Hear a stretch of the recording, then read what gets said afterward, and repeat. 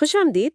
آج ہم ایک کافی دلچسپ موضوع پر بات کر رہے ہیں۔ جی جنگ کے دوران اسلامی مالیاتی اصول وہ کیسے لاگو ہوتے ہیں؟ ہمارے پاس Islamic finance during war time دستاویز سے کچھ اہم نکات ہیں بالکل جو ظاہر ہے قرآن، سنت اور تاریخ کی روشنی میں ہمیں گائیڈ کرتے ہیں۔ جی، اور دیکھیں مقصد صرف یہ نہیں کہ اصول بتا دیں، ہم بلکہ یہ سمجھنا ہے کہ جنگ جیسا جو شدید بحران ہوتا ہے نا، جی اس میں یہ اصول کیسے معاشرے کو مطلب صرف معاشی طور پر نہیں اچھا، بلکہ اخلاقی طور پر بھی سنبھالتے ہیں۔ اسے ٹوٹنے سے بچاتے ہیں۔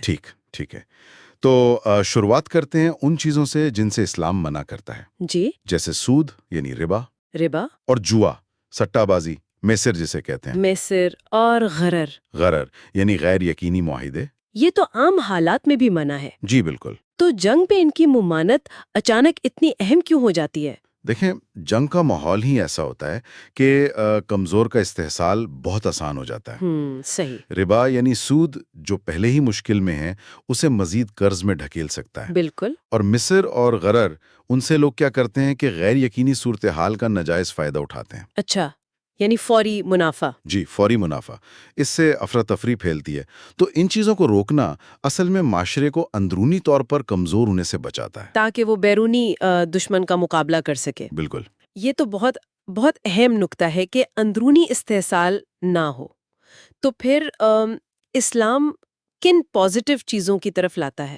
جی، اسلام زور دیتا ہے اثاثوں پر مبنی لین دین پر، ایسٹ بیک ٹرانزیکشنز جنہیں کہتے ہیں، ٹھیک، اور نفع و نقصان میں شراکت پر، یعنی پروفٹ اینڈ لاس شیئرنگ۔ اچھا، جیسے مضاربہ اور مشارکہ۔ بالکل، مضاربہ، مشارکہ، یہ ایسے معاہدے ہیں جہاں سب شریک ہوتے ہیں، نفع میں بھی نقصان میں بھی۔ ہم اس سے کیا ہوتا ہے کہ پیسہ جو ہے وہ حقیقی معاشی سرگرمیوں میں لگتا ہے، یعنی خوراک، پناہ گاہ یا جنگ کے بعد تعمیر نو، ایسی چیزوں میں، صرف پیسے سے پیسہ بنانے میں نہیں۔ صحیح، اس سے ایک وہ اجتماعی ذمہ داری والا احساس پیدا ہوتا ہوگا۔ بالکل، ہم سب اس میں ساتھ ہیں، بڑا جذبہ۔ اور اسی اجتماعی ذمہ داری میں زکوٰۃ اور صدقہ کا کیا کردار ہے؟ یہ تو بہت بنیادی چیزیں ہیں۔ جی بہت اہم۔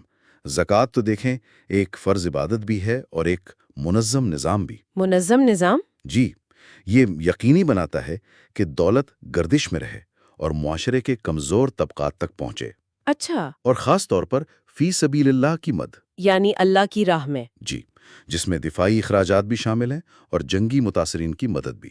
یہ ریاست کی یا کمیونٹی کی ذمہ داری ہے۔ اور صدقہ جو نفلی خیرات ہے اس کا کیا رول ہے؟ صدقہ وہ سمجھے کہ زیادہ لچکدار ہے، فوری مدد کا ذریعہ ہے۔ ایمرجنسی کے لیے؟ جی، ہنگامی حالات میں غزوہ تبوک کی مثال لے لیں۔ اچھا، جیش الاسرا، تنگی کا لشکر۔ بالکل، اس وقت جس طرح صحابہ کرام نے آگے بڑھ کر حصہ لیا، حضرت عثمان غنی کی مثال تو بے مثال ہے۔ جی، حضرت ابو بکر صدیق اپنا سارا سامان لے آئے، حضرت عمر فاروق اپنا آدھا مال لے آئے۔ یہ تو زبردست مثالیں ہیں۔ یہ صرف مالی مدد نہیں تھی، یہ وہ اجتماعی جذبہ تھا کہ مشکل وقت میں سب ایک ہیں۔ بالکل۔ اچھا، تاریخ میں یہ نظام عملی طور پر کیسے چلایا گیا شروع کی اسلامی ریاست میں؟ تاریخ میں اس کی بڑی متاثر کن مثالیں ہیں۔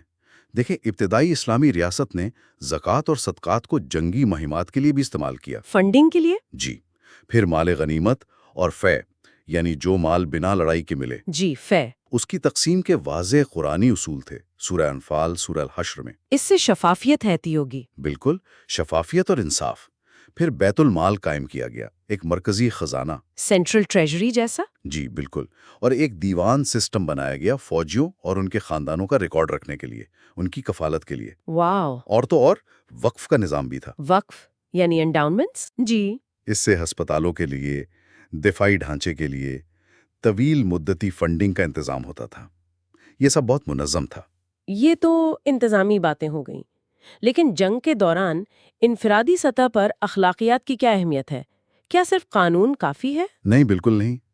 قانون کے ساتھ اخلاقی رویہ بہت بہت اہم ہے۔ اسلام میں احتقار منع ہے۔ احتکار؟ یعنی ذخیرہ اندوزی، جی، ضرورت کی چیزیں جمع کر لینا تاکہ قیمتیں بڑھ جائیں۔ یہ جنگ میں تو تباہی لا سکتا ہے۔ بالکل۔ اسی طرح اگر عوام کا مفاد ہو، یعنی مصلحہ، تو حکومت قیمتیں کنٹرول بھی کر سکتی ہے، تسعیر کہتے ہیں اسے۔ اچھا، پرائس کنٹرول؟ جی، اور فضول خرچی سے بچنا، یعنی اسراف سے۔ اور جو مقروض ہیں ان کے ساتھ نرمی کا حکم ہے، قرآن میں بھی ہے 2.280۔ یہ سب چیزیں معاشرے کو جوڑے رکھتی ہیں، ہمدردی قائم رکھتی ہیں۔ صحیح۔ یہ سب اصول تو مطلب صدیوں پرانے ہیں، تاریخی مثالیں بھی ہیں۔ جی کیا آج کے دور میں اتنے پیچیدہ مسائل میں یہ اب بھی کارآمد ہیں؟ کیا ان کی کوئی ریلیونس ہے؟ یقیناً ہے۔ آج بھی آپ دیکھیں دنیا بھر میں اسلامی مالیاتی ادارے ہیں، NGOs ہیں، جی ہیں۔ وہ انہی بنیادی اصولوں کو استعمال کر رہے ہیں۔ زکوٰۃ، صدقہ، وقف، قرض حسنہ یعنی بغیر سود کا قرض، اچھا۔ ان سب کو استعمال کر کے جنگ سے متاثرہ علاقوں میں کام ہو رہا ہے، امدادی کام، پناہ گزینوں کی بحالی، تعمیر نو۔